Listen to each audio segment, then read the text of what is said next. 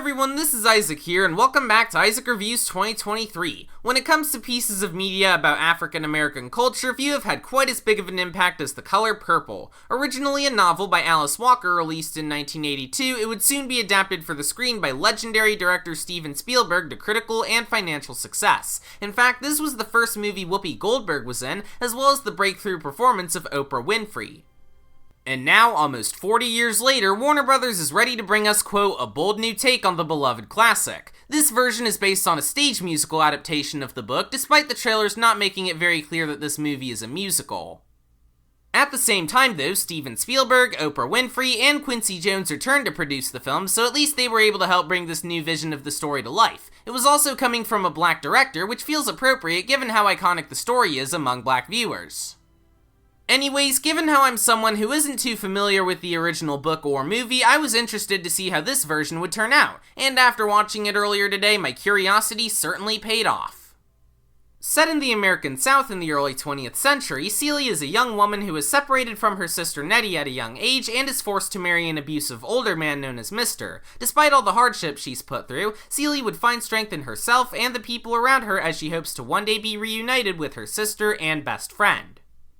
One of the strongest aspects of this movie would have to be the characters. The actors' performances are excellent, especially Taraji P. Henson, Danielle Brooks, and Fantasia Barrino, the latter in her major acting debut.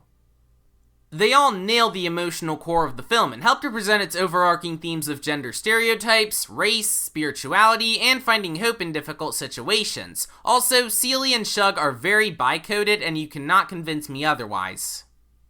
However, this does also lead into my biggest problem with The Color Purple 2023, which is the rest of the writing. The first two acts weren't very well paced, and I do feel that sometimes the movie can feel a bit too overdramatic. Like, I get it also has themes of abuse, rape, discrimination, and sexual identity, and it does feel respectful in how it handles these themes, but I do think that sometimes it goes a bit overboard with the seriousness, and it ends up making the experience feel not as impactful as it could have been. But that's not to say this movie doesn't have its moments. There's some very strong emotional bits here, especially during the third act, and it makes for a movie that's both heartbreaking and uplifting all at the same time. And since this is a musical, I guess I should also talk about the songs, which are all amazing. Not only is the singing phenomenal, but I could tell that the actors were having a blast filming these scenes, with the choreography being absolutely top-notch. In addition, the movie was very well directed, the cinematography was great, and the production design and costume design were fantastic.